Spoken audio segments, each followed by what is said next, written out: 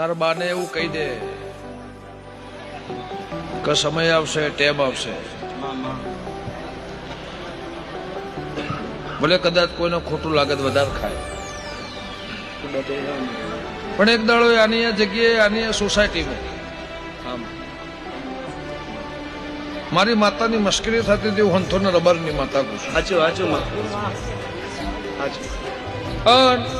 ભોપાળું હોય ના રાખવું, મૂર્તિ હોય ના રાખવી, એવું એક દાડો આ જગ્યાએ જેને કીધું હોય નહીં.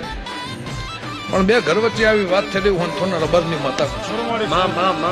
મારા દીપોના ભગવાન કે છે.